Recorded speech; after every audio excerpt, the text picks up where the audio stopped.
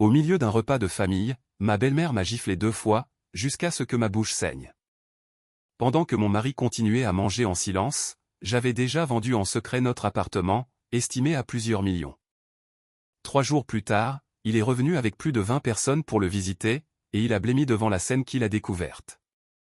Le cliquetis découvert, les rires joyeux mêlés à l'odeur entêtante du parfum, dans la salle de réception luxueuse d'un hôtel particulier à Lyon, me donnaient la nausée.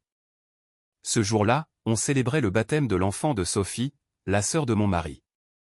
Un banquet que Madame Thérèse, ma belle-mère, avait obstinément voulu organiser dans l'endroit le plus prestigieux de la ville afin d'impressionner les parents venus de Bourgogne. J'étais assise seule au milieu des visages souriants de la famille de mon mari. Je me sentais comme une étrangère. Pourtant, c'était moi qui avais payé en secret la compte de la réception lorsque Sophie s'était plainte de manquer d'argent. Julien, mon mari, était occupé à faire le tour des tables, un verre à la main.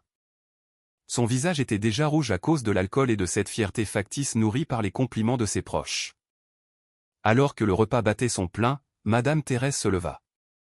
Elle applaudit pour faire taire tout le monde, se racla la gorge, puis laissa son regard balayer la salle avant de s'arrêter sur moi. Un regard calculateur, un regard auquel je m'étais habitué en 3 ans de vie comme belle-fille. D'une voix forte, elle annonça que, puisqu'il s'agissait d'un jour heureux, elle avait aussi une nouvelle à partager. La semaine suivante, toute la famille de Sophie viendrait s'installer à Lyon pour que son petit-fils puisse intégrer une école internationale. Julien et Élodie devraient, eux, déménager provisoirement dans un appartement en location ou retourner vivre chez les parents pendant 1 an, afin de prêter leur appartement haut de gamme du quartier de Confluence à Sophie. La salle entière éclata en exclamations admiratives devant la générosité de ma belle-mère. Mais mes oreilles bourdonnaient. Cet appartement à Confluence était le fruit de mon sang et de ma sueur. Je l'avais payé centime par centime avec mon salaire, complété à 70% par l'argent issu de la vente du terrain de mes parents en Bourgogne. La contribution de Julien n'avait été que symbolique. Mais par confiance, au nom du mariage, j'avais accepté que son nom figure sur l'acte de propriété. À présent, sa mère voulait s'en emparer comme on retire un jouet d'une poche. Je respirais profondément pour contenir la colère qui bouillonnait dans ma poitrine. Ma voix tremblait, mais elle était claire. Maman, je ne peux pas accepter. Cet appartement, je l'ai payé avec mon travail et celui de mes parents. Je ne partirai pas. Madame Thérèse resta figée, son sourire disparut aussitôt. Elle ne s'attendait pas à ce que sa belle-fille, jusque-là silencieuse et docile, lui réponde devant toute la famille. Ses yeux se durcirent et sa voix siffla. « Qu'est-ce que tu viens de dire ? La maison de mon fils est aussi la mienne. J'ai le droit de décider.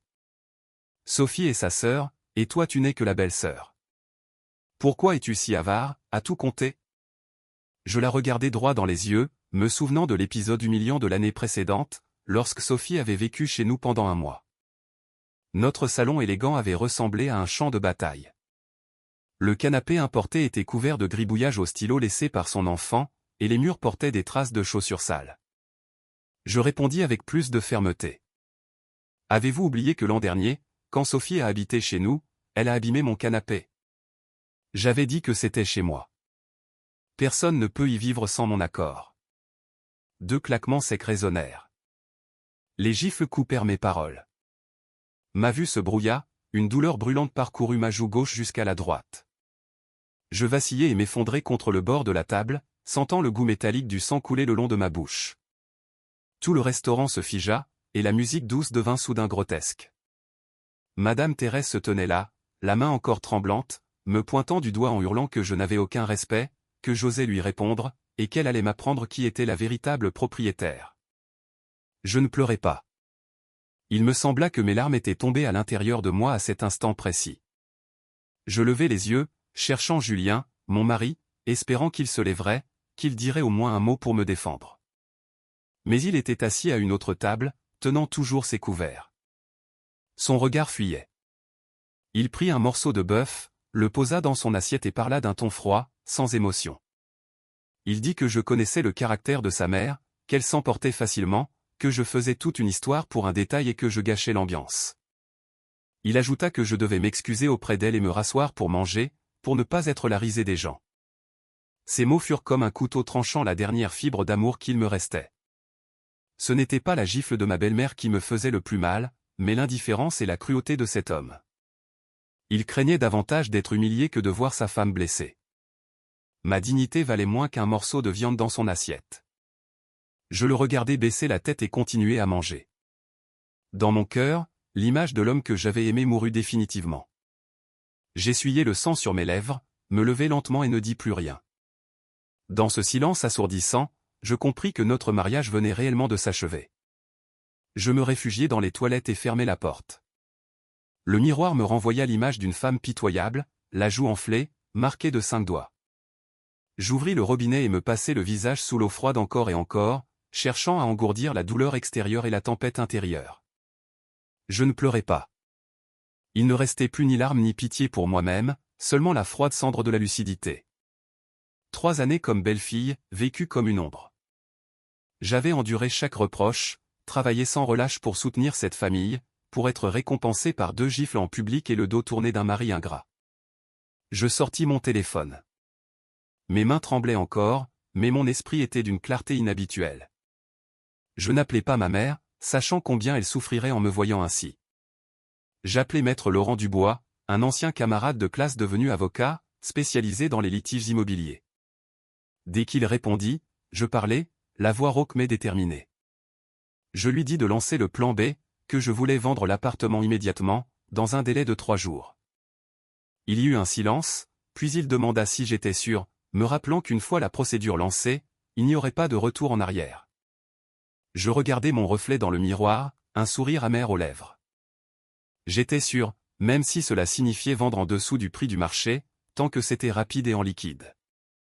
Après avoir raccroché, je me souvins d'un après-midi, 6 mois plus tôt, lorsque Julien insistait pour que nous contractons un prêt afin d'acheter une voiture à montrer à ses clients. Je savais pourtant qu'il avait besoin d'argent pour soutenir en secret l'obsession de Sophie pour les crypto-monnaies. Je ne l'avais pas confronté. À la place, j'avais élaboré mon propre plan. Ce jour-là, j'avais préparé un dossier épais de documents à lui faire signer pour le prêt. Profitant de sa paresse à lire les papiers et de la confiance qu'il m'accordait, j'avais glissé parmi eux un document crucial, une procuration spéciale. Ce papier me donnait plein pouvoir pour vendre, transférer ou céder nos biens communs pendant 5 ans, sans avoir besoin de sa présence. Il a signé rapidement, me pressant même pour ne pas être en retard à un apéritif. Il a apposé son empreinte devant le notaire, le sourire aux lèvres, heureux à l'idée que l'argent pour la voiture serait bientôt débloqué. Il ignorait qu'il venait de remettre entre mes mains le pouvoir sur notre appartement valant des millions.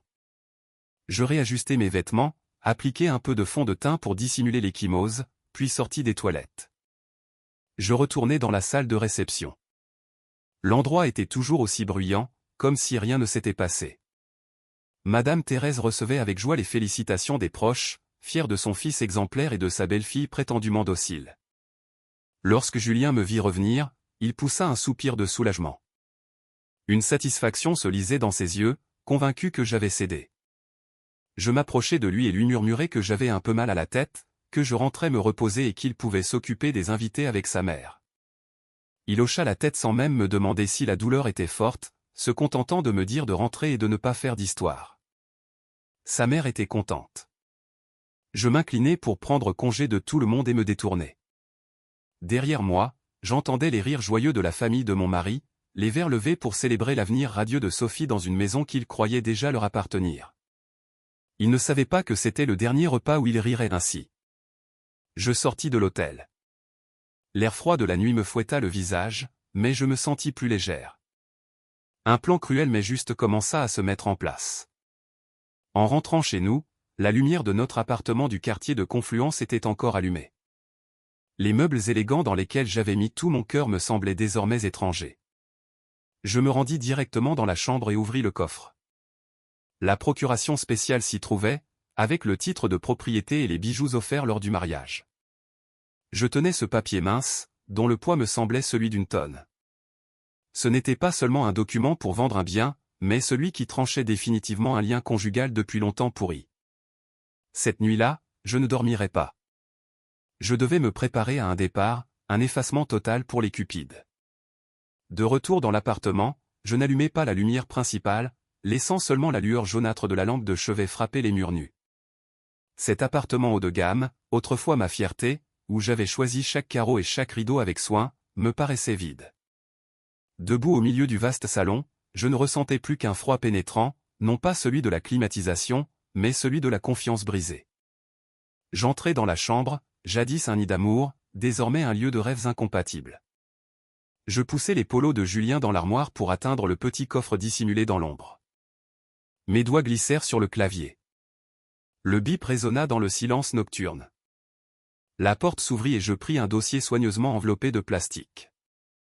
Il contenait le titre de l'appartement, les bijoux offerts par ma mère, et surtout la procuration spéciale signée par Julien 6 mois plus tôt.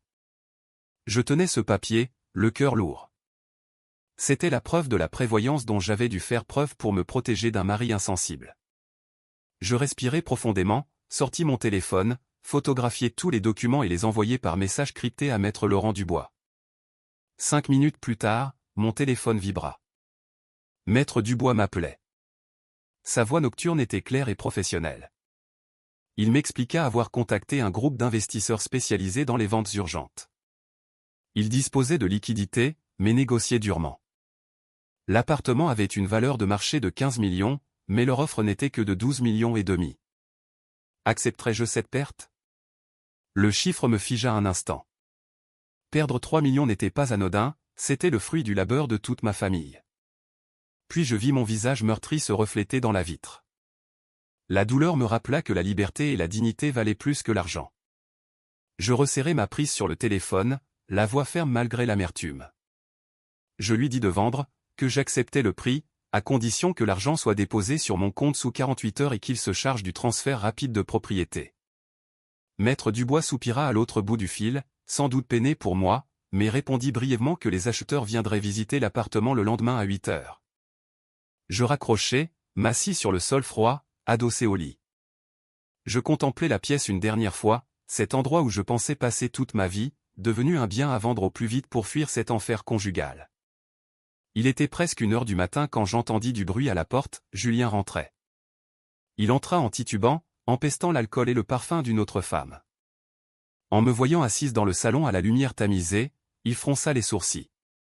Sa voix, rauque et arrogante, me demanda pourquoi j'étais encore éveillé et ce que je faisais là.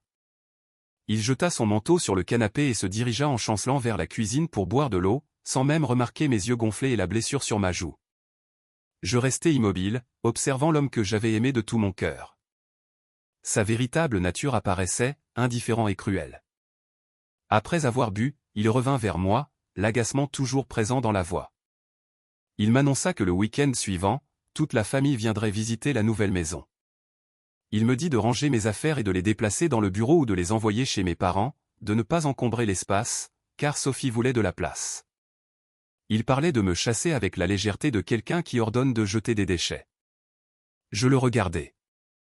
Un pâle sourire effleura mes lèvres. Je répondis d'une voix légère que je ne devais pas s'inquiéter, que je nettoierais tout et ne laisserais rien qui gêne la vue. En entendant cela, Julien afficha une satisfaction évidente, persuadé que la gifle de sa mère m'avait appris l'obéissance. Il ignorait que cette propreté avait une signification bien plus cruelle. Il entra dans la chambre, me laissant seul dans le vaste salon, où je comptais silencieusement les heures avant l'explosion de la vérité. Le lendemain, je pris un arrêt maladie, prétexte parfait pour cacher les marques sur mon visage et poursuivre mes plans en silence. À 8 heures précises, la sonnette retentit. À l'extérieur se tenait un couple d'âge mûr, sobrement vêtu mais manifestement aguerri aux affaires, accompagné de maître Laurent Dubois. C'étaient les investisseurs dont il m'avait parlé, prêts à débourser une grosse somme pour racheter le problème des autres à bas prix. Je les fis entrer. Je m'efforçai de rester calme malgré mon cœur battant. La femme parcourut la maison du regard, examinant chaque détail, du parquet au plafond, jusqu'à l'orientation du balcon. Elle hocha la tête avec satisfaction, constatant à quel point l'appartement avait été bien entretenu. Il était idéalement situé et tous les meubles étaient importés. Quand son regard s'arrêta sur mon visage, où l'ecchymose restait visible sous l'épaisse couche de maquillage, elle fronça légèrement les sourcils et me demanda, d'un ton à la fois curieux et méfiant, pourquoi je vendais si vite et ce qui m'était arrivé au visage, comme si quelqu'un m'avait fait du mal. Surprise un instant, je repris vite contenance et esquissai un sourire forcé. Je dis calmement que j'avais eu un accident de moto, que je n'avais pas été assez prudente. Quant à la vente, expliquai-je, il y avait eu un besoin familial urgent qui m'avait obligé à vendre moins cher. J'évitai volontairement le regard, donnant l'air d'une femme en difficulté, presque acculée. Cela les convainquit davantage que j'étais désespéré et que cette transaction était une occasion à ne pas laisser passer. L'homme donna un léger coup de coude à sa femme, lui faisant signe de ne pas poser de questions personnelles. Après une négociation rapide, ils acceptèrent le prix de 12,5 millions. C'était plusieurs millions en dessous de la valeur du marché, mais en échange, ils s'engagèrent à payer la totalité en espèces et à déposer l'argent sous 24 heures. Maître Laurent Dubois sortit alors le contrat qu'il avait déjà préparé. Chaque clause était clairement rédigée afin de protéger mes droits et d'assurer la validité juridique de la procuration spéciale. Je pris le stylo, la main légèrement tremblante, et signai mon nom. Cette signature n'était pas seulement la vente d'un bien immobilier, mais le point final à 3 années de ma jeunesse sacrifiée pour la famille de mon mari. Lorsque je présentai la procuration spéciale portant l'empreinte digitale de Julien, l'homme qui achetait la prit et l'examina attentivement. Il posa encore une question pour se rassurer, était-il bien certain que mon mari était d'accord, car il ne voulait aucun litige ni poursuite judiciaire par la suite. Je le regardai droit dans les yeux, ferme, sans la moindre hésitation, et lui dis de ne pas s'inquiéter. Tous les documents légaux étaient complets et notariés. Mon mari m'avait donné tous les pouvoirs pour décider. Il était simplement pris par son travail, raison pour laquelle il n'était pas présent. Maître Laurent Dubois confirma d'un signe de tête, ce qui finit de rassurer le couple. Ils transférèrent immédiatement 2,5 millions à titre d'acompte sur mon compte, pendant que nous étions encore autour de la table. Le son du message indiquant que l'argent venait d'arriver fut pour moi comme une musique. Il m'apporta une sensation étrange de liberté. Je regardais le montant affiché à l'écran et pensais aux jours à venir, la première étape était terminée. D'un point de vue légal, cet appartement n'appartenait déjà plus à mon mari et moi. Il ne restait plus qu'à finaliser le transfert de propriété le lendemain. Une fois les visiteurs partis, je retournai dans l'appartement, qui me sembla soudain vide. À midi, je mangeais seul des nouilles instantanées. Tout était identique, et pourtant l'âme du lieu avait disparu. Je me rappelais nos premiers jours ici, lorsque Julien et moi avions choisi ensemble chaque assiette, chaque couvert, lorsque nous avions peint en bleu le mur de notre chambre, ma couleur préférée. Ces souvenirs étaient désormais comme des éclats de verre tranchants qui me blessaient le cœur. Je me demandais si je serais arrivé à ce point si ma belle-mère ne m'avait pas giflé la veille, si Julien m'avait défendu. Probablement pas. Mais la vie n'est faite que de causes et de conséquences, et le fruit amer d'aujourd'hui était le résultat de sa faiblesse et de la cruauté de sa mère. Dans l'après-midi, je commençai à ranger mes affaires. Je ne pris que ce qui m'appartenait réellement, mes livres préférés, les vêtements achetés avec mon propre salaire, les photos de ma famille. Tout ce qui concernait Julien et les siens resta sur place. Le lendemain, je pris de nouveau un congé au travail. Julien sortit comme d'habitude, sifflotant en ajustant sa cravate. Son visage était joyeux, persuadé que son épouse avait cédé et que la vie de sa sœur allait bientôt s'améliorer. En regardant son dos s'éloigner, un sourire amer apparut sur mes lèvres. Dès que sa voiture disparut, j'appelai aussitôt l'entreprise de déménagement que j'avais déjà contactée. Tout devait être rapide et précis, comme une opération chirurgicale destinée à retirer une tumeur. Lorsque les déménageurs arrivèrent, ils me regardèrent avec étonnement tandis que je ne désignais que quelques affaires. Ils me demandèrent si ce n'était que cela, évoquant les meubles coûteux. Je secouai la tête et répondis d'une voix calme qu'ils devaient tout laisser. Je ne prenais que ce qui était à moi. Je les regardais emballer mes vêtements, mes livres, ma trousse de maquillage achetée avec ma prime de fin d'année. Mais le plus important, c'est moi-même qui rangeais mon espace de travail. J'ouvris ensuite le tiroir du bureau de Julien. Sous de vieux documents, je trouvai une petite clé USB noire. C'était celle qu'il pensait avoir bien cachée. Elle contenait des secrets qu'il ne voulait voir révélés à personne, des messages équivoques avec son ancienne compagne, des reçus de transfert d'argent suspects, et des preuves qu'il détournait des fonds de projet de l'entreprise. Je l'avais découverte par hasard 3 mois plus tôt en faisant le ménage. À l'époque, j'avais choisi de me taire, me persuadant que tout le monde pouvait se tromper. Aujourd'hui, cette clé serait mon arme la plus tranchante pour me protéger. Je la serrai dans ma main, sentant le froid du métal, aussi glacé que le cœur de l'homme à qui j'avais autrefois fait confiance. Quand le camion chargé de mes affaires partit, l'appartement devint étrangement vide. Les grands meubles étaient toujours là, le canapé, la télévision, le réfrigérateur, le lit. Mais la chaleur de la femme qui prenait soin de ce lieu avait disparu. C'était comme un corps sans âme, une belle enveloppe creuse. Je me tins au milieu du salon et ouvris mon application bancaire. Les 12,5 millions provenant de la vente étaient sur mon compte, ajoutés à mes économies personnelles. J'avais désormais assez de capital pour recommencer ma vie. Avant de partir, je fis un dernier geste, je transférai 7 000 € sur le compte de Julien.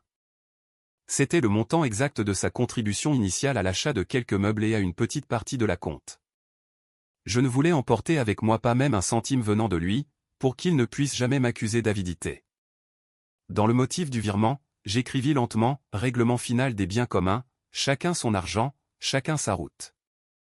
Une fois envoyé, le message confirmant la réussite de la transaction apparut à l'écran. Je poussai un long soupir, comme si un poids immense venait d'être ôté de ma poitrine. 7 000 € pour la liberté, la dignité et le respect de soi, à mes yeux, c'était un prix dérisoire. Je regardai l'appartement une dernière fois, cet endroit rempli autrefois de rires et de larmes silencieuses. Je ne regrettais pas ces murs, mais les années de ma jeunesse offertes à la mauvaise personne.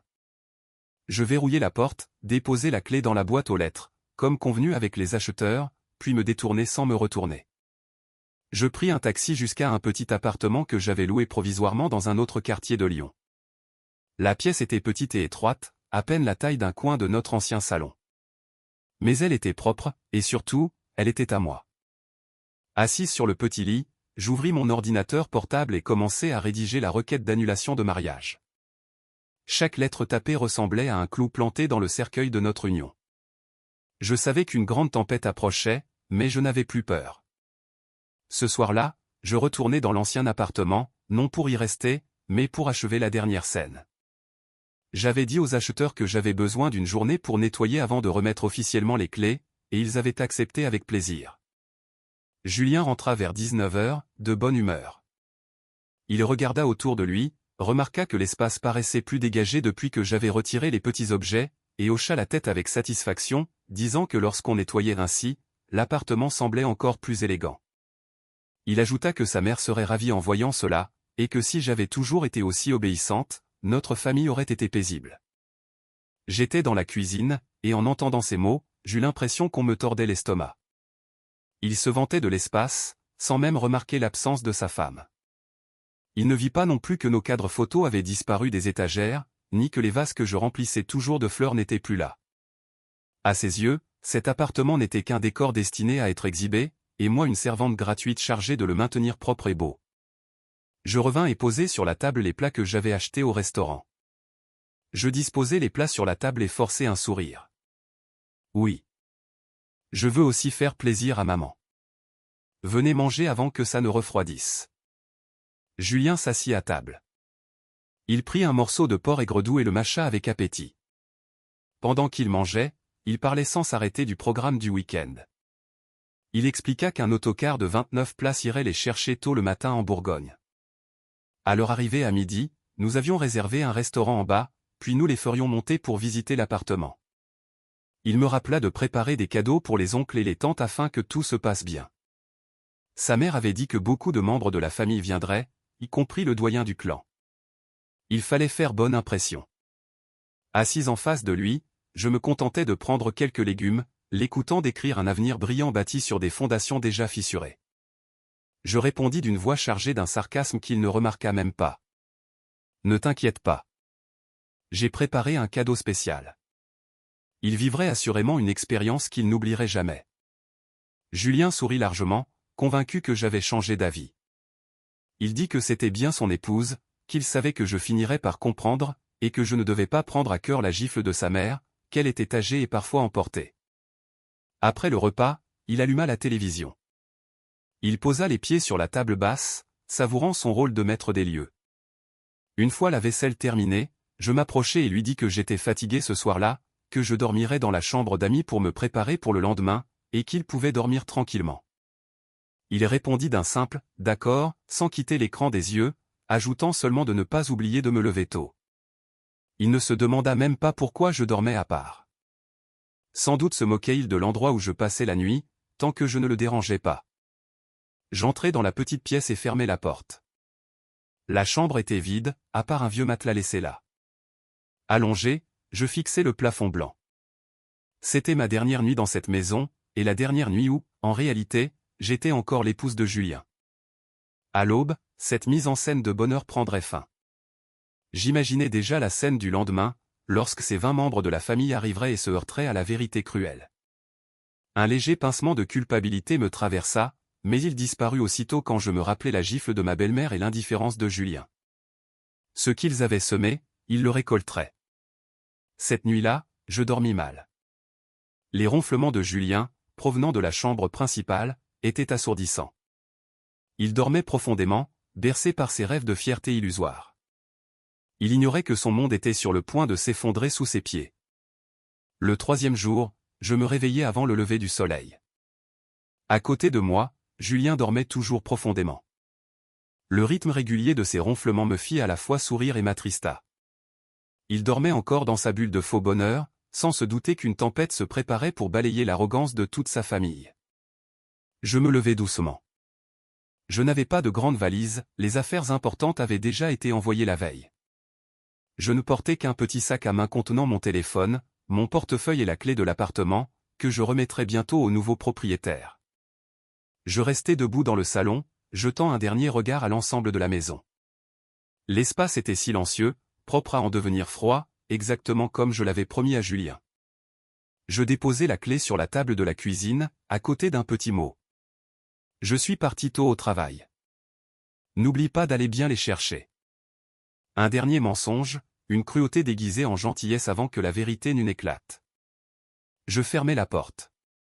Le bruit sec de la serrure résonna comme un marteau dans ma poitrine, mettant fin à 3 années de vie d'épouse et de belle-fille remplies d'humiliation.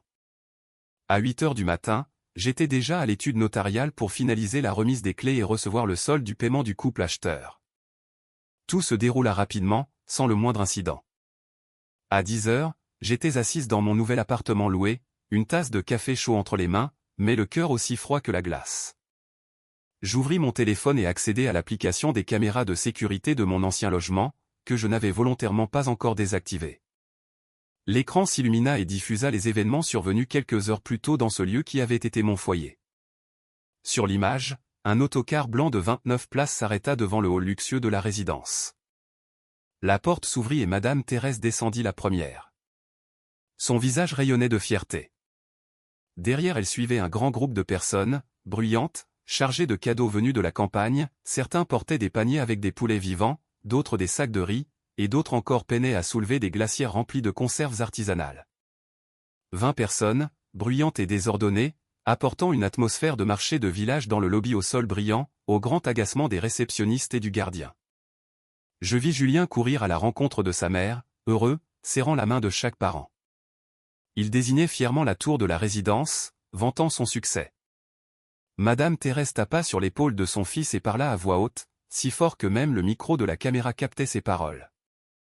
Elle montrait la scène en disant « Regardez comme son fils avait réussi, quelle grande maison il possédait, et comme son épouse était obéissante, quand elle ordonnait de nettoyer pour accueillir la famille, j'exécutais aussitôt. » Les parents acquiesçaient, les yeux pleins d'admiration, contemplant la mère et le fils comme un couple royal.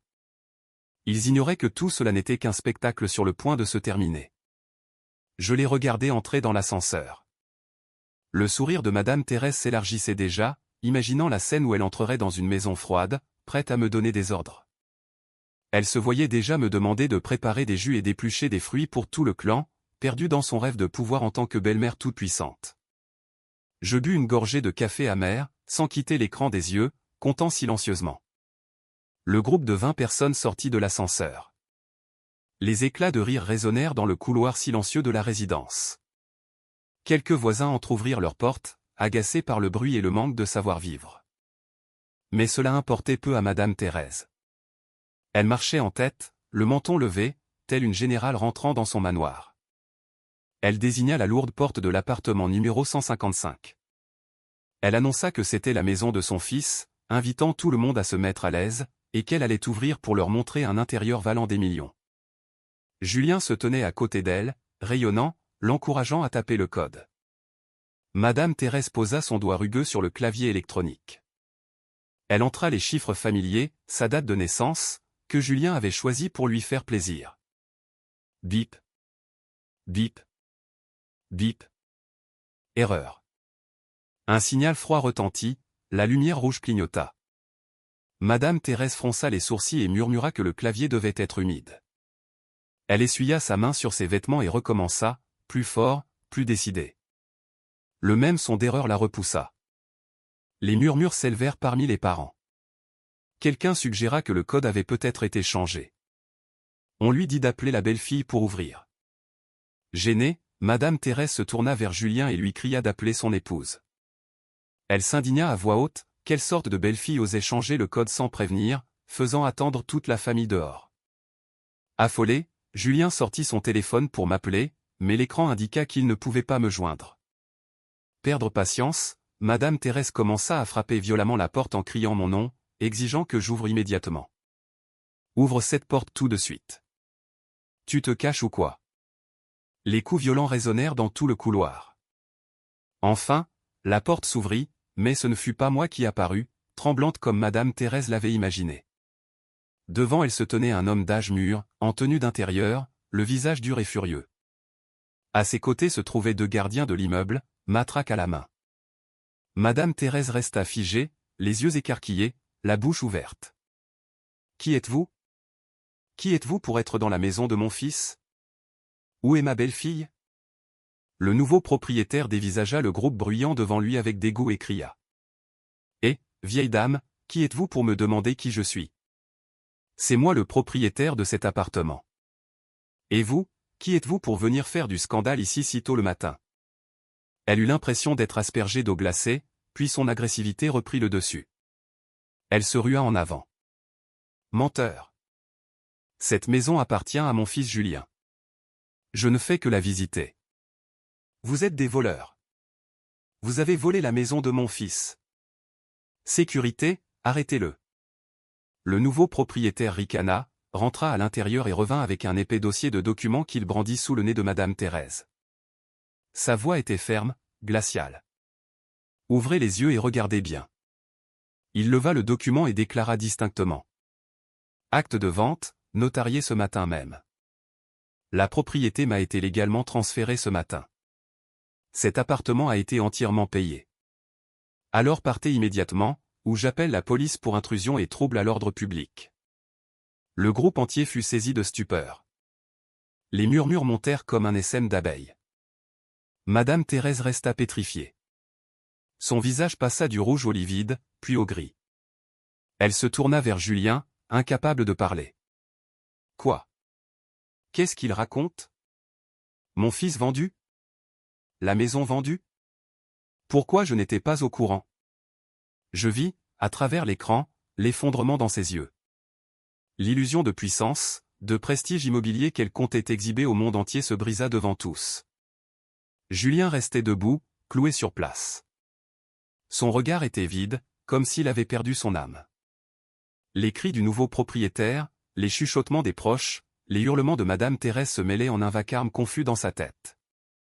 Julien se précipita, arracha les papiers des mains de l'homme. Ses yeux parcoururent fébrilement les lignes noires. Acte de vente. Fondé sur une procuration spéciale, j'avais pleinement le droit de vendre cet appartement. L'acte était complet, notarié, dûment enregistré. Ma signature y figurait clairement. Mais ce qui le frappa, ce furent les mots inscrits plus bas. Les souvenirs revinrent comme un film. Cet après-midi, 6 mois plus tôt. Absorbé par son rêve d'acheter une voiture, je lui avais tendu un épais dossier de documents à signer pour un prêt bancaire. Il avait signé rapidement, apposé son empreinte digitale avec insouciance, sans lire une seule ligne. Il avait signé lui-même la condamnation de son patrimoine. Il m'avait remis de sa propre main le couteau le plus tranchant. Ce papier oublié était devenu une faux mortelle, coupant toute issue pour sa famille. Mon Dieu, la maison était perdue. Définitivement perdue. Après quelques instants de stupeur, Madame Thérèse reprit ses esprits. Elle s'assit lourdement sur le sol du couloir, se frappant les cuisses en pleurant à grands sanglots. Puis, soudain, ses yeux s'embrasèrent lorsqu'elle se tourna vers son fils adoré. Elle se releva en titubant et se jeta sur Julien comme une bête blessée. Idiot! Que as-tu fait? Comment as-tu laissé ta femme te tromper et vendre la maison? Qu'est-ce que tu as mangé pour être devenu aussi stupide, mon fils? Une gifle retentissante s'abattit sur le visage de Julien. Aussi violente que les 2 gifles qu'elle m'avait données au restaurant. Julien porta la main à sa joue, marquée de 5 doigts, fixant sa mère d'un regard vide. Cette mère qu'il avait toujours respectée et crainte plus que de perdre sa femme. À présent, toute la rage se déversait sur lui. Madame Thérèse ne s'arrêta pas. Elle le saisit par le col, le secouant en hurlant. « Rends-moi ma maison. Récupère-la pour moi. Je ne savais pas qu'elle n'était plus à toi. Tu dois la reprendre. Sophie va arriver. Où vais-je loger ta sœur? » Les proches se tenaient autour, certains hochant la tête, d'autres se couvrant la bouche pour rire. Ils étaient venus pour une pendaison de crémaillère, pour admirer le luxe. Il assistait à une tragédie gratuite. La dignité péniblement construite de Madame Thérèse, l'orgueil factice de Julien, tout fut réduit en miettes par cette gifle. Le nouveau propriétaire, les bras croisés dans l'embrasure de la porte, sourit avec mépris. « Votre drame familial est terminé? Si oui, disparaissez de ma vue. Ne m'obligez pas à vous faire sortir un par les gardiens. » Julien laissa retomber ses mains. La douleur physique n'était rien comparée à la honte qui lui dévorait l'âme. Il regarda sa mère hystérique, sous les yeux scrutateurs des gens, et comprit soudain qu'il avait tout perdu. La maison, sa femme, et sa réputation factice devant sa famille. Il sortit son téléphone, tremblant, tenta de m'appeler encore une fois, espérant une explication. Mais il n'entendit que le signal interminable d'un numéro bloqué. Assise devant l'écran de mon téléphone, je regardais toute la scène sans la moindre pitié. La gifle que Madame Thérèse venait de donner à Julien était le prix de sa soumission et de sa lâcheté. Le chaos dans le couloir de la résidence de Confluence ne dura pas plus d'1 minute avant l'arrivée des autorités. 2 policiers, accompagnés de 3 gardiens de l'immeuble, ordonnèrent à tout le monde de se disperser. À la vue des policiers, Madame Thérèse crut voir le salut. Elle se jeta au sol, jouant la comédie, pleurant en pointant le nouveau propriétaire. « Police! Aidez-nous! Ce sont des voleurs. Ils ont volé la maison de mon fils. Arrêtez-les. » Un policier âgé s'avança. Il demanda le silence et interrogea le nouveau propriétaire sur les documents de propriété. Calmement, l'homme sortit tous les papiers légaux, actes de vente, procuration spéciale, quittance fiscale. Tout était clair, valide, sans la moindre faille. Le policier se tourna vers Madame Thérèse et Julien, la voix ferme.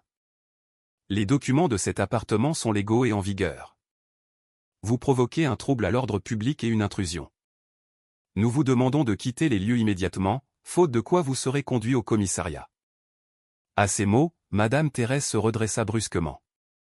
Elle ne croyait ni aux lois ni aux papiers, seulement à sa logique tordue. « Ces documents sont faux. Ils sont forcément faux. Ma belle-fille nous a trompés, elle a volé le titre pour vendre la maison. Vous devez l'arrêter et nous confronter.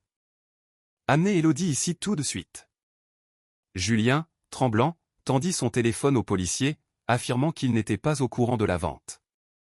Le policier lui ordonna de m'appeler pour confirmer. Cette fois, je répondis. Ma voix résonna dans le haut-parleur, calme et froide, glaçant Julien. « Allô, j'écoute. » Le policier demanda. « Êtes-vous Élodie Martin? On vous accuse de fraude dans la vente d'un bien immobilier. Quelle est votre explication? » Je répondis clairement. « Monsieur, j'ai vendu cet appartement sur la base d'une procuration spéciale parfaitement légale, signée et marquée de l'empreinte de mon mari devant notaire. L'argent de la vente lui a été restitué pour sa part par virement bancaire. Les relevés sont complets. Il s'agit d'une transaction civile, sans aucune fraude. Les agissements de la famille de mon mari constituaient une infraction à la loi. Je demandais que des mesures appropriées soient prises. Après avoir parlé, j'envoyai immédiatement à la police, via une application de messagerie, les photos de la procuration spéciale, le reçu du virement de 7 000 € effectué à Julien, ainsi que le message dans lequel il me pressait de régler les documents du prêt, qui n'était en réalité que la signature de cette procuration. Le policier examina les documents, puis hocha la tête. Il déclara que Madame Martin avait fourni des preuves suffisantes, qu'il s'agissait d'un litige civil et que, s'il n'était pas d'accord, il pouvait saisir le tribunal. Pour l'instant, tout le monde devait quitter les lieux. En entendant cela, Madame Thérèse resta pétrifiée. Elle ne comprenait rien aux termes juridiques. Tout ce qu'elle comprit, c'est que la police ne prenait pas son parti. Elle s'apprêtait à crier de nouveau, mais les agents de sécurité l'escortèrent fermement dehors. La scène de cette vingtaine de parents, encadrés par les gardiens, quittant les lieux la tête basse, chargés de sacs de provisions, de volailles et de colis de nourriture artisanale venus de la campagne, était pathétique. Le caquettement des poules se mêlait aux soupirs des oncles et des tantes. Mon nouvel appartement loué se trouvait dans une petite ruelle tranquille. Le silence y était si profond que j'entendais chaque tic-tac de l'horloge accrochée au mur. À travers la fenêtre, la lumière jaune des lampadaires projetait l'ombre des barreaux sur le sol froid.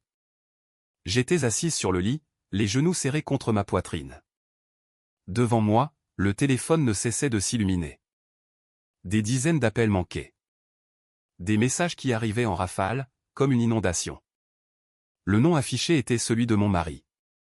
Un appel désormais chargé d'amertume. Je le laissais vibrer. Le bruit du téléphone sur la table en bois ressemblait au dernier souffle d'un mariage pourri depuis longtemps. Au 50e appel, je décidai de répondre. Non par pitié, ni pour entendre ses explications, mais parce que je voulais mettre moi-même un point final à ce vacarme. À l'autre bout du fil, la voix de Julien hurlait, mêlant colère et panique. Il me demandait où j'étais, m'ordonnait de rentrer immédiatement, m'accusait de l'avoir trompé, d'avoir trahi toute sa famille, d'avoir vendu la maison puis disparu, me demandant si j'étais encore humaine alors qu'il se retrouvait à la rue. J'écoutais ces paroles sans que mon cœur ne souffre plus. C'était comme après une tempête dévastatrice, debout au milieu des ruines, on ne ressent plus qu'un vide calme et glacé. Je le laissai finir avant de parler.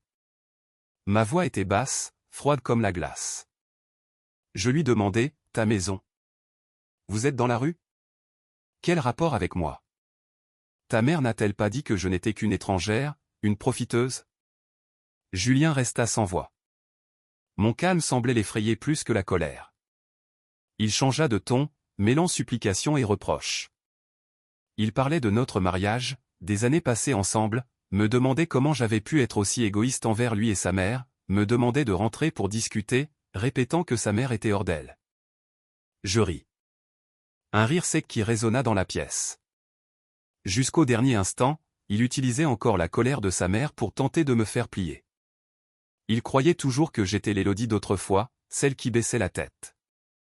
Je lui demandai clairement, « Julien, quand ta mère m'a giflé 2 fois au restaurant jusqu'à me faire saigner, qu'as-tu fait?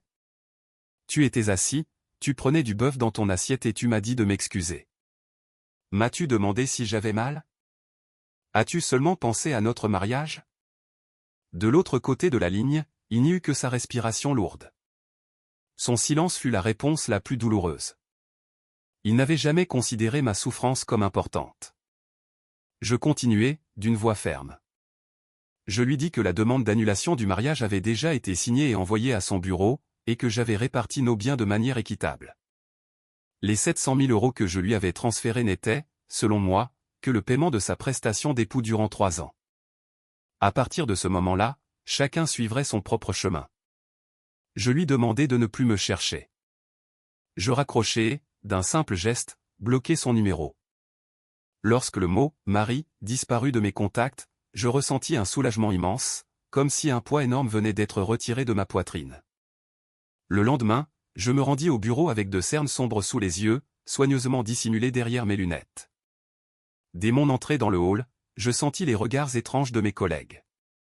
Ils murmuraient entre eux et s'écartaient sur mon passage, laissant derrière moi des regards lourds de jugement. Je m'assis à mon bureau et allumai mon ordinateur. Je compris aussitôt pourquoi. Sur les réseaux sociaux, dans les groupes de quartier et même sur des sites de ragots, ma photo circulait accompagnée de titres choquants, « Belle-fille traîtresse, voleuse de biens familiaux, femme ingrate ayant vendu la maison de son mari et fui avec un amant ». Madame Thérèse et Sophie ne s'étaient pas arrêtées là. Avec l'aide de je ne sais qui, elles avaient payé des vidéastes en ligne pour m'attaquer. Elles ne s'étaient pas contentées de répandre des rumeurs sur Internet, elles avaient même porté leur mise en scène devant la maison de mes parents, à la campagne. Ma mère m'appela, la voix tremblante de peur.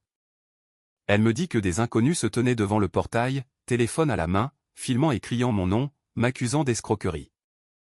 Lorsque mon père leur avait parlé, il l'avait poussé, attirant les voisins. Je serrai le téléphone si fort que mes ongles s'enfoncèrent dans ma paume. Je pouvais supporter l'humiliation personnelle, mais toucher à mes parents âgés était inacceptable. Madame Thérèse, cette femme venue du milieu rural, devenait cruelle lorsqu'elle était acculée. Elle visait mon rôle de fille, la dignité de ma famille, espérant me faire peur, me forcer à revenir m'agenouiller pour demander pardon ou à sortir de l'argent pour les faire taire. J'ouvris alors une diffusion en direct. Madame Thérèse apparaissait assise devant le portail de la maison familiale, les cheveux en bataille, pleurant et racontant qu'elle avait nourri un serpent chez elle, que sa belle-fille avait vendu la maison de son fils, pris 15 millions et s'était enfuie, qu'elle était vieille et condamnée à vivre dans la rue. À ses côtés, Sophie tenait un micro et criait pour demander aux gens de partager afin de révéler le vrai visage de cette belle-fille sans honte. Elle m'accusait d'infidélité, disait que j'avais pris l'argent de mon mari pour le donner à un autre homme. Les commentaires affluaient, pleins de haine, venant d'inconnus qui me condamnaient sans m'avoir jamais vu, utilisant leur clavier pour lapider une femme. Je regardais ces mots avec l'impression d'être transpercé par des milliers d'aiguilles. La cruauté de l'ignorance, la violence de la foule était plus terrifiante encore que la gifle de ma belle-mère. Cet après-midi-là, je quittais le travail. Je ne pouvais pas rester silencieuse pendant qu'ils piétinaient la dignité de mes parents. Je les appelais pour les rassurer, leur disant de fermer le portail et de ne pas sortir. Mon père, un homme bon, me dit alors quelque chose qui me fit pleurer. Il me dit qu'il croyait en moi, quoi que je fasse, et que je devais rester calme sans m'inquiéter pour eux. Cette confiance fut le seul soutien qui m'empêcha de m'effondrer. Mes yeux se durcirent. Puisqu'ils voulaient jouer avec les médias, je leur montrerai la force de la vérité. Puisqu'ils voulaient provoquer le chaos, je détruirai ce chaos à la racine. Je rencontrai maître Laurent Dubois dans un café discret. Il secoua la tête, mais son regard était plein de détermination. « Tu es trop gentille, c'est pour ça qu'ils abusent de toi. Ce n'est plus le moment de te taire. Il faut sortir les preuves. J'ai déjà fait notarier toutes leurs publications et leurs vidéos en direct. C'est le moment de te battre. » J'ai hoché la tête. J'ai ouvert mon ordinateur portable et commencé à écrire un message que j'avais mûri toute la nuit. Le titre était court mais lourd de sens, la vérité derrière la belle-mère exemplaire et la gifle qui valait des millions. Je n'ai pas utilisé de mots violents. J'ai simplement raconté mon histoire, lentement et clairement. 3 années comme belle-fille, les dîners accompagnés de larmes, et ces contributions financières silencieuses qui n'avaient jamais été reconnues. Puis, j'ai sorti mes atouts. D'abord, la vidéo de la caméra de surveillance du restaurant. L'image et le son montraient clairement le moment où Madame Thérèse m'avait giflé 2 fois. Et surtout, on y voyait Julien, parfaitement calme, continuer à manger en me disant de m'excuser. La deuxième vidéo montrait la scène dans notre salon l'année précédente, l'enfant de Sophie avait détruit le canapé pendant qu'elle était allongée, riant sans intervenir. Ensuite, j'ai joint les copies de mes relevés bancaires. Pendant 3 ans, chaque salaire avait été versé sur notre compte commun. Toutes les factures à électricité, eau, courses provenaient de mon compte. En face, le compte de Julien ne montrait que ses dépenses personnelles et des virements secrets vers Sophie. Il était clair de voir qui faisait vivre cette famille. J'ai publié le message. Il a été partagé sur de grands forums en ligne où mon histoire avait été déformée les jours précédents. En moins d'1 heure, il s'est propagé comme un feu. Ceux qui se moquaient de moi le matin même ont changé de ton. La colère du public s'est retournée comme un tsunami. Les internautes ont attaqué les réseaux sociaux de Sophie et les vlogueurs qui m'avaient diffamé. Mon Dieu, c'est horrible de voir cette gifle pendant que le mari continue à manger. Il s'avère que la mère est entretenue. Et on croyait la belle-fille si docile. Les messages de soutien se sont multipliés. En les lisant, je n'ai ressenti aucune joie, seulement une profonde tristesse. Tristesse d'avoir dû étaler la saleté d'une famille au grand jour. Mais je savais que c'était le seul remède amer à leur avidité et à leur dérive morale. Mon téléphone a vibré à nouveau, cette fois rempli de messages d'excuses de collègues et de soutien d'anciens amis. L'affaire a attiré l'attention d'une chaîne de télévision locale. Ils m'ont invité à une interview en direct sur les questions familiales et patrimoniales. À ma grande surprise, Madame Thérèse et Julien ont aussi accepté. Ils pensaient sans doute pouvoir encore inverser la situation, avec les larmes de Madame Thérèse et l'apparente respectabilité de Julien. Sur le plateau, nos sièges se faisaient face. Je portais une tenue professionnelle simple. En face, Madame Thérèse était habillée modestement, un mouchoir à la main, les yeux rougis. Julien était assis à côté d'elle, en costume, incapable de me regarder droit dans les yeux. L'animatrice lança l'émission. Madame Thérèse prit immédiatement la parole. Elle parla de son âge, de toute une vie sacrifiée pour ses enfants, de sa belle-fille qu'elle disait avoir traitée comme sa propre fille. Puis elle sanglota en demandant comment j'avais pu vendre la maison et la mettre à la rue. Si je n'avais pas connu la vérité, j'aurais presque eu pitié. Quand vint mon tour, je ne pleurais pas. Calmement, je sortis un dossier et le posai sur la table. Je regardai la caméra, puis Madame Thérèse. Je lui demandai si elle traitait ainsi ses véritables enfants, les forçait à s'agenouiller pour nettoyer, les enfermer dehors pour 5 minutes de retard, et surtout, si une mère pouvait gifler son propre enfant jusqu'au sang en public simplement parce qu'il refusait de donner une maison à sa sœur. Madame Thérèse resta sans voix. Alors qu'elle allait répondre, je sortis la preuve suivante. Je me tournai vers Julien. Je lui demandai comment il expliquait ses relevés bancaires, montrant que toutes les dépenses du foyer provenaient de mon salaire depuis 3 ans. Où était passé le sien? N'avait-il pas investi dans les rêves de sa sœur? Je montrai les virements de son compte vers celui de Sophie. Julien pâlit, transpirant abondamment. Il balbutia qu'il ne faisait que lui prêter de l'argent. L'animatrice posa alors une question simple, pourquoi, lorsque sa mère m'avait giflé, était-il resté calme à manger sans me défendre? Était-ce cela, l'amour? La question fut une gifle invisible devant des milliers de téléspectateurs. Julien resta muet. Son silence lâche à l'écran révéla sa véritable nature, un homme soumis à sa mère, sans responsabilité. Dans le studio, les murmures se levèrent, les regards chargés de dégoût. Madame Thérèse voulut crier, mais les lumières du plateau et la vérité lui rendirent ses paroles inutiles. Il apparut ensuite que la véritable raison pour laquelle Sophie voulait s'installer à Lyon n'était pas seulement l'éducation de son enfant. Son mari, Antoine, tant vanté par Julien, était un joueur notoire dans leur région de Bourgogne. Il avait hypothéqué les terres de ses parents, accumulé les dettes, et leur maison avait été vandalisée par des créanciers. Ils avaient fui vers Lyon en utilisant la scolarité de l'enfant comme prétexte pour se cacher dans mon appartement. Madame Thérèse, qui pleurait à la télévision quelques instants plus tôt, devint la cible des critiques. Des vidéos où on la voyait insulter des voisins circulèrent sur les réseaux. Même au marché, les commerçants refusaient de lui vendre quoi que ce soit, craignant des accusations. Elle se retrouva recluse dans leur logement loué, incapable de sortir à cause de la honte. Julien n'y échappa pas non plus. Son image à la télévision devint un mème. Au bureau, ses collègues l'évitèrent, et des clients annulèrent leur rendez-vous. Un gros client écrivit même à la direction, disant qu'il ne faisait pas confiance à un homme sans principe ni moralité. Julien m'appela, non pour s'excuser, mais pour m'accuser. Il me demanda si j'étais satisfaite d'avoir détruit sa famille et fait perdre ses contrats. Je lus son message avec un rire amer devant son aveuglement. Jusqu'au bout, il continuait à me blâmer.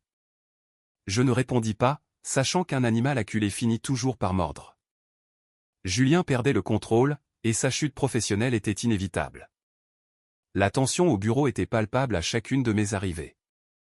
Bien que nous travaillions dans des services différents, les rumeurs circulaient vite. Désespéré, Julien commença à répandre l'idée que j'étais ingrate et que j'avais utilisé ma position pour vendre des informations à des concurrents. Un vendredi après-midi, je reçus un courriel des affaires internes me convoquant pour une audition concernant ces accusations. En entrant dans la salle de réunion, Julien était déjà là, un sourire arrogant aux lèvres, convaincu d'avoir gagné. Face à moi se trouvait la directrice des ressources humaines et le responsable des affaires internes. Au milieu du repas de famille, ma belle-mère, Madeleine, m'a giflé 2 fois, jusqu'à ce que ma bouche saigne. Pendant que mon mari, Philippe, continuait de manger en silence, j'ai vendu en secret notre appartement qui valait des millions. 3 jours plus tard, il est revenu avec plus de 20 personnes pour le visiter et il a blêmi en découvrant la scène. Le cliquetis découvert, les rires joyeux mêlés à l'odeur entêtante du parfum, dans la salle de réception luxueuse d'un grand hôtel à Bordeaux, me donnaient la nausée. C'était le baptême de l'enfant de Camille, la sœur de mon mari. Un banquet que Madeleine, ma belle-mère, avait exigé d'organiser dans l'endroit le plus prestigieux de la ville, juste pour épater les cousins venus de leur campagne en Corrèze. J'étais assise seule au milieu des visages heureux de la famille de mon mari. Je me sentais étrangère. Pourtant, c'est moi qui avais payé en secret la compte de la réception quand Camille s'était plainte de manquer d'argent. Philippe, lui, passait de table en table, un verre de vin à la main, à trinquer avec tout le monde. Son visage était déjà rouge d'alcool et de cette fierté factice que les compliments de ses proches faisaient enfler. En plein repas, Madeleine se leva. Elle applaudit pour faire taire la salle, s'éclaircit la gorge. Ses yeux parcoururent l'assemblée avant de s'arrêter sur moi. Un regard calculateur, un regard auquel j'étais habitué depuis 3 ans que j'étais la belle-fille. Elle annonça d'une voix forte. Puisque c'est une journée heureuse, j'ai aussi une nouvelle à vous donner. La semaine prochaine, toute la famille de Camille s'installe ici, à Bordeaux, pour que mon petit enfant puisse aller dans une école internationale. Philippe et Élodie iront vivre 1 an en location ou chez les parents d'Élodie afin de prêter notre appartement des Chartrons à Camille. La salle entière éclata en exclamations, admirative devant la générosité de ma belle-mère. Mais moi, j'avais l'impression de devenir sourde. Cet appartement, aux Chartrons, c'était ma sueur et mon sang. Je l'avais payé centime par centime avec mon salaire, et avec 70% provenant de la vente du terrain de mes parents, en Corrèze. La contribution de Philippe n'avait été qu'un symbole. Mais parce que je lui faisais confiance, parce qu'on était mariés, j'avais accepté de mettre son nom sur le titre. Et maintenant, sa mère voulait s'en emparer comme on sort un jouet de sa poche. Je respirais profondément, retenant la colère qui bouillonnait dans ma poitrine. Ma voix tremblait, mais elle était claire. Maman, je n'accepterai pas. Cet appartement, je l'ai gagné à la force de mes bras. Mes parents aussi. Je n'en partirai pas. Madeleine resta figée. Le sourire sur ses lèvres disparut d'un coup. Elle ne s'attendait pas à ce que la belle-fille jusque-là silencieuse et patiente lui réponde devant tant de monde. Ses yeux se plissèrent, sa voix siffla. « Qu'est-ce que tu viens de dire ? La maison de mon fils, c'est aussi ma maison. J'ai le droit de décider. Camille est sa sœur. Et toi, tu es sa belle-sœur. Pourquoi tu es si avare ? Pour la moindre chose, tu comptes tout. » Je la fixai droit dans les yeux. Je repensais à l'épisode affreux de l'année précédente, quand Camille avait vécu chez nous pendant 1 mois. Notre salon impeccable avait fini comme après une tempête. Le canapé importé était couvert de griffonnage au stylo, fait par son enfant, et les murs portaient des traces de pieds sales. Je répondis avec plus de fermeté. « Vous avez oublié ? L'an dernier, quand Camille a vécu chez nous, elle a abîmé mon canapé. J'ai dit que c'était chez moi. Personne ne peut habiter là sans mon accord. » Clac. Clac. 2 gifles sèches claquèrent, coupant mes mots. Ma vision se brouilla. Une douleur brûlante envahit ma joue gauche puis la droite. Je chancelai, heurtai le bord de la table, et je goûtai le sang qui coulait au coin de ma bouche. Le restaurant entier se figea. La musique douce devint soudain ridicule. Madeleine se tenait là, la main encore tremblante de la force de la gifle, me pointant du doigt en hurlant. « Petite insolente! Tu oses me répondre? Je vais te donner une leçon, pour que tu comprennes qui est le vrai propriétaire. » Je ne pleurais pas. C'était comme si mes larmes s'étaient asséchées depuis cet instant. Je levai mes yeux endoloris, cherchant Philippe. Mon mari. Mon compagnon. Espérant qu'il vienne, qu'il me défende, ne serait-ce qu'avec un mot. Mais non, Philippe était assis à l'autre table, ses couverts en main. Il évitait mon regard, fixé ailleurs. Il prit un morceau de bœuf, le posa dans son assiette et parla, d'un ton détaché, froid, sans émotion. « Tu connais maman, elle a le sang chaud. Tu dramatises pour un rien. Tu gâches la fête de tout le monde. Excuse-toi et assieds-toi pour manger.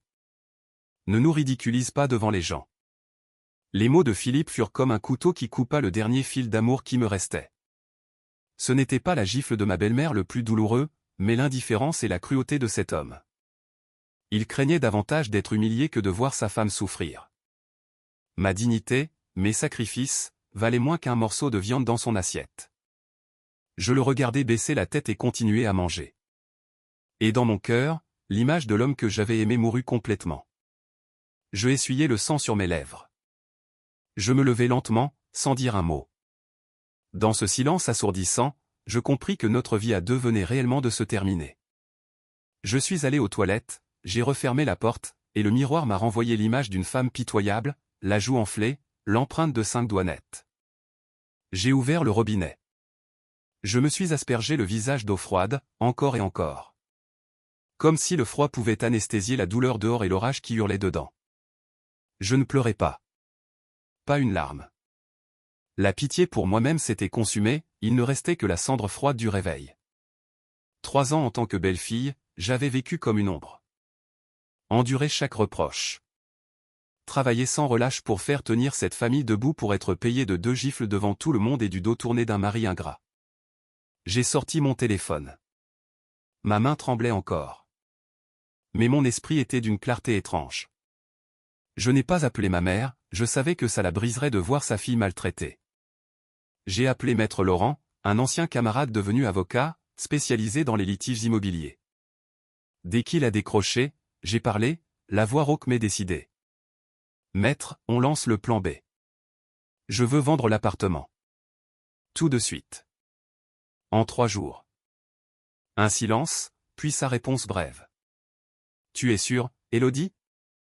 Une fois qu'on commence, on ne revient pas en arrière.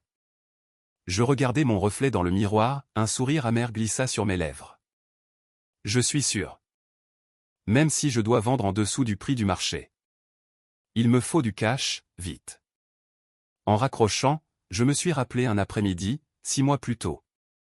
Philippe insistait pour qu'on prenne un prêt à la banque afin d'acheter une voiture, pour frimer devant ses clients. Mais je savais qu'il lui fallait surtout de l'argent pour soutenir en secret l'obsession de Camille pour le trading crypto. Je ne l'ai pas confronté. À la place, j'ai monté mon propre plan. Ce jour-là, j'avais préparé un dossier épais de documents à signer pour le prêt. J'ai profité de sa paresse à lire les papiers et de la confiance qu'il me donnait. Au milieu des documents, j'ai glissé une feuille essentielle, une procuration spéciale. Ce document me donnait tout pouvoir de vendre, transférer ou donner nos biens communs pendant 5 ans, sans avoir besoin de sa présence. Tous deux sont connus pour leur sévérité. Madame Ray, nous avons une plainte de Monsieur Philippe au sujet d'une fraude présumée sur un projet, dit le responsable. Je regardai Philippe, qui esquissait un sourire. Il ne savait pas que j'attendais ce moment depuis longtemps. Calmement, je sortis la clé USB noire. Messieurs, je n'ai pas besoin de me justifier. La vérité est ici. Avant de me juger, laissez-moi vous montrer quelques documents au sujet de l'homme qui m'accuse. Quand Philippe vit la clé USB, son sourire s'effondra, remplacé par une peur pure.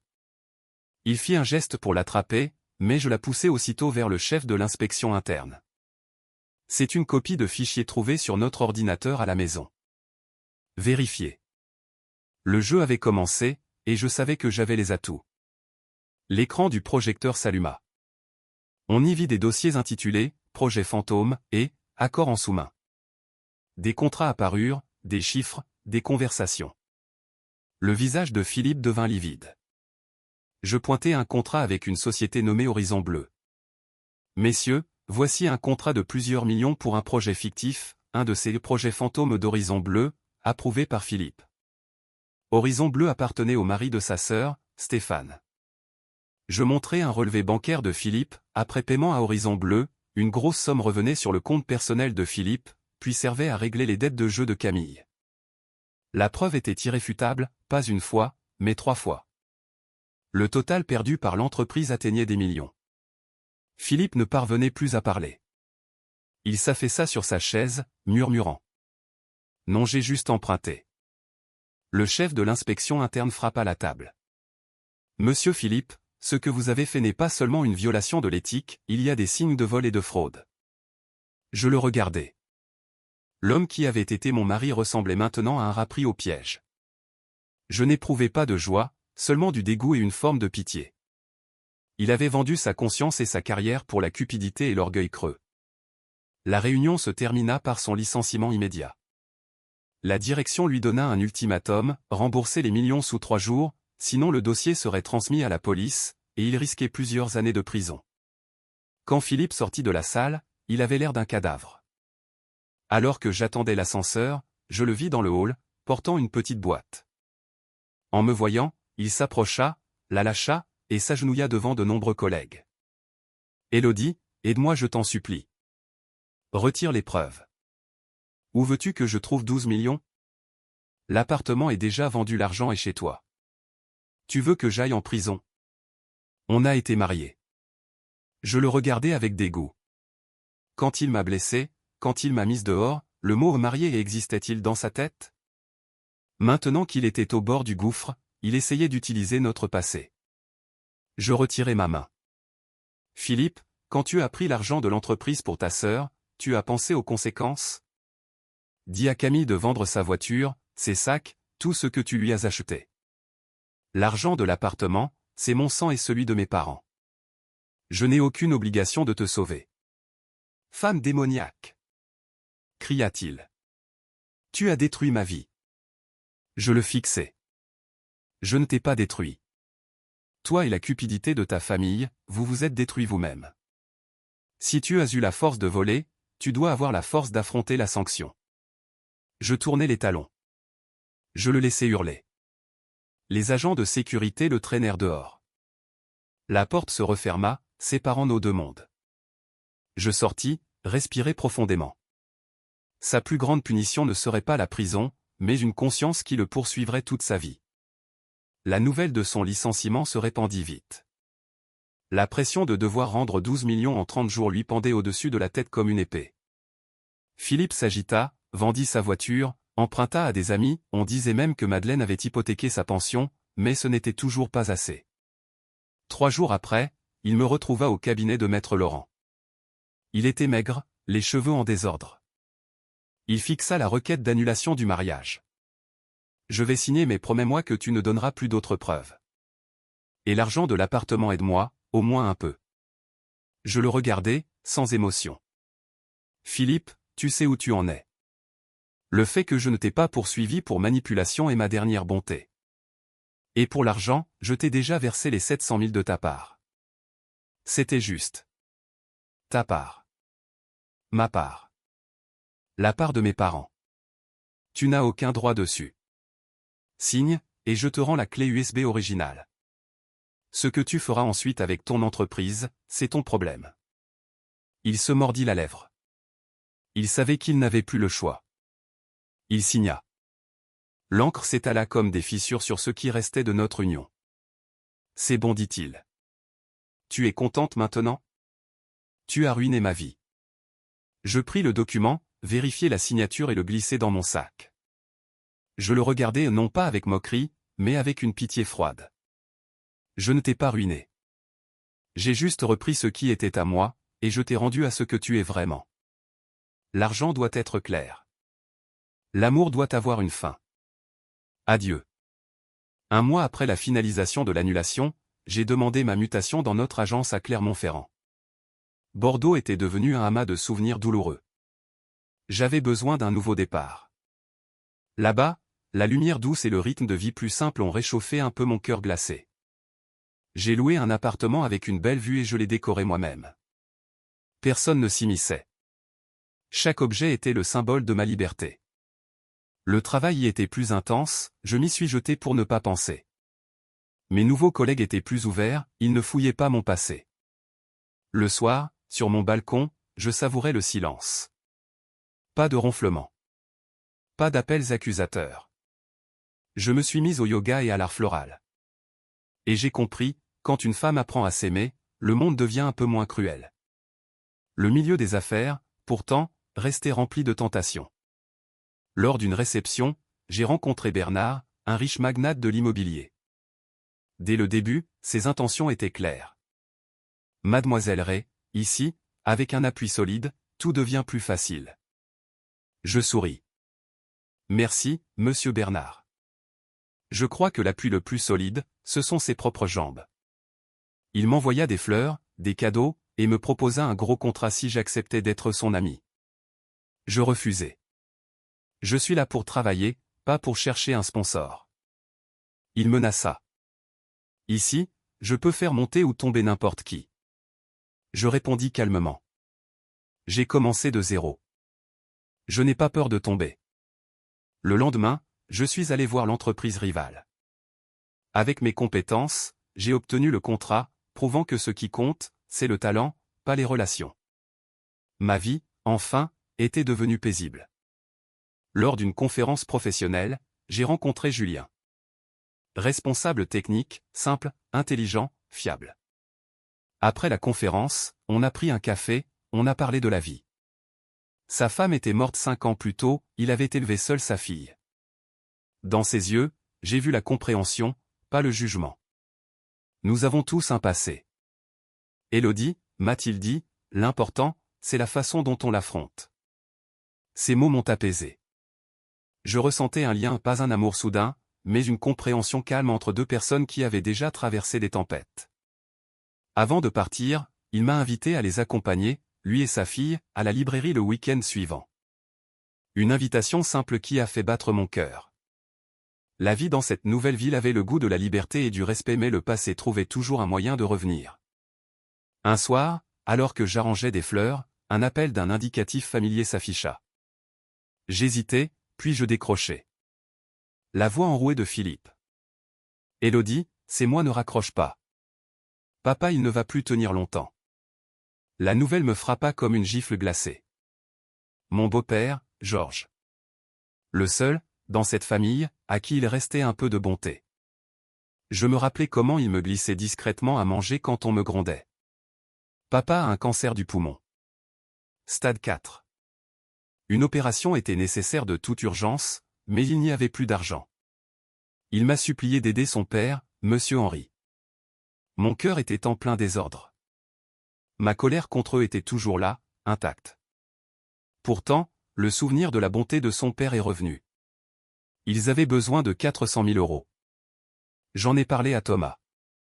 Il m'a conseillé d'aider, non pas pour eux, mais pour ma propre paix intérieure, tout en veillant à ce que ma gentillesse ne soit pas exploitée.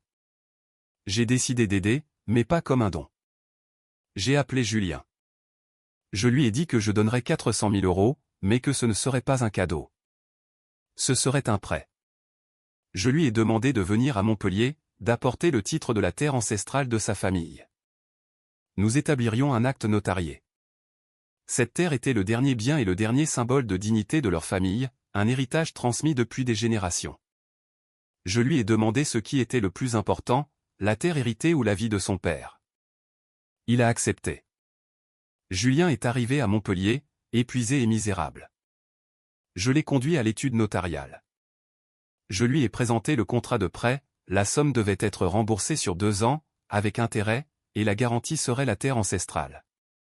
S'il ne pouvait pas rembourser, la terre m'appartiendrait. Il m'a demandé pourquoi j'étais si dur. Dur? Comparé à ce qu'il m'avait fait subir, c'était une immense clémence. Je lui ai dit que signer ou non était son choix. Il a signé, la main tremblante, et m'a remis l'ancien titre de propriété. Dès la sortie du notaire, j'ai transféré l'argent directement sur le compte de l'hôpital. Je lui ai donné son billet de retour et lui ai demandé de ne rien dire à sa mère à propos de l'hypothèque. Il m'a demandé de prendre soin de son père, m'a dit qu'il était désolé, qu'il regrettait tout. Je ne me suis pas retourné. Son regret n'avait plus de valeur pour moi. L'opération a réussi. Mais Antoine, le mari de Sophie, est entré dans une colère noire en apprenant l'hypothèque. Il m'a tenu pour responsable de leurs problèmes. Un matin, mon père m'a appelé, paniqué. Il m'a dit de rentrer immédiatement, ma mère avait été transportée d'urgence à l'hôpital. Ils avaient saccagé notre maison. En arrivant, j'ai vu notre portail couvert de peinture rouge et d'une substance nauséabonde, avec des mots menaçants exigeant qu'on paie. Ma mère avait fait une crise cardiaque. Je savais qu'Antoine en était responsable. J'ai récupéré les images de la caméra de sécurité que j'avais fait installer. On y voyait clairement Antoine accompagné d'un autre homme. J'ai porté plainte à la police, demandant des poursuites pénales, sans arrangement possible. Antoine a été arrêté. Sophie s'est agenouillée devant moi à l'hôpital, me suppliant de retirer la plainte. Je lui ai demandé si, lorsque son mari avait détruit notre maison et failli coûter la vie à ma mère, elle y avait pensé. Alors qu'elle me suppliait encore, un appel est arrivé. Elle a crié et s'est évanouie. Leur père est décédé à l'hôpital, à cause des complications et du stress. Les funérailles ont été tristes. Julien avait l'air vieilli de 10 ans. Madame Thérèse a été victime d'un AVC et est restée paralysée. J'ai envoyé des fleurs, mais je ne me suis pas rendu à l'enterrement. Sophie et son enfant se sont cachés chez des proches pour échapper aux créanciers de son mari. Julien travaillait comme chauffeur VTC le jour et s'occupait de sa mère la nuit. Je suis retourné à Montpellier. J'avais alors 32 ans. J'ai célébré mon anniversaire simplement, avec Thomas et sa fille Camille. Il avait préparé mon plat préféré. Son cadeau était un beau stylo, pour que j'écrive les nouveaux et beaux chapitres de ma vie. Ces mots ont réchauffé mon cœur. C'était l'amour que je cherchais, un amour fondé sur le respect et la compréhension. Un après-midi, j'ai reçu une notification bancaire, un virement de 4 000 € de Julien Martin, premier remboursement du prêt, accompagné d'un message de remerciement et d'excuses. Je l'ai lu sans rien ressentir. Je l'ai supprimé. Pour moi, il n'était plus qu'une leçon du passé. Je me suis levé près de la fenêtre de mon bureau, regardant la ville animée. Je n'étais pas devenu une victime stéréotypée ni ouvert une petite boutique pour survivre. J'étais toujours directrice marketing, reconnue comme intelligente, déterminée et digne. J'ai rangé mes affaires. Thomas m'attendait en bas. Son sourire était aussi chaleureux que le soleil. Je lui ai rendu son sourire, marchant avec assurance et fierté. Cette vie était la mienne. Le bonheur avait enfin fleuri à partir des blessures du passé, comme une fleur appelée liberté.